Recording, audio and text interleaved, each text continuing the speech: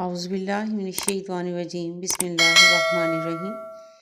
سیدنا عمر فاروق رضی اللہ تعالیٰ عنہ نے فرمایا،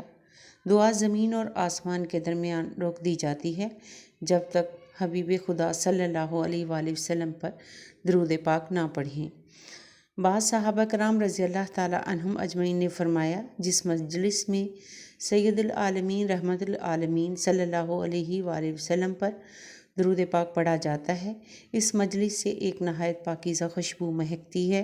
جو کہ آسمانوں کی بلندیوں تک جاتی ہے۔ اس پاکیزہ خوشبو کو جب فرشتے محسوس کرتے ہیں تو کہتے ہیں کہ زمین پر کسی مجلس میں رسول اللہ صلی اللہ علیہ وآلہ وسلم پر درود پاک پڑھا جا رہا ہے۔ اس حدیث پاک کی شرح میں بعض اشاک نے فرمایا کہ نبی کریم صلی اللہ علیہ وآلہ وسلم طیب الطیبین اور اطہر الطاہرین ہیں، لہٰذا جب کسی مجلس میں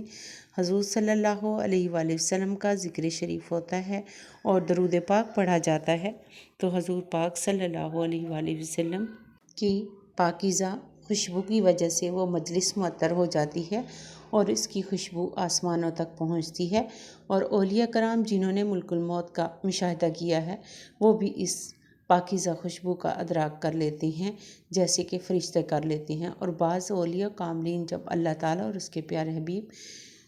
صلی اللہ علیہ وآلہ وسلم کا ذکر پاک کرتے ہیں تو ان کے سینے سے ایسی خوشبو مہکتی ہے کہ جو کہ کستوری اور عنبر سے بھی بہترین ہوتی ہے، لیکن ہمارے ذوق و وجدان دنیا کی حرص و ہوا کی وجہ سے بدل چکے ہیں، اس لیے ہم اس نعمت سے محروم ہیں۔ جیسے کہ وہ مریض جس کو صفرا کے غلبے کی وجہ سے ہر میٹھی چیز کڑوی معلوم ہوتی ہے، تو وہ کڑواہٹ اس میٹھی چیز میں نہیں بلکہ مریض میں موجود ہے، یوں ہی یہ حجاب بھی ہماری طرف سے ہماری غفلت کی وجہ سے ہے۔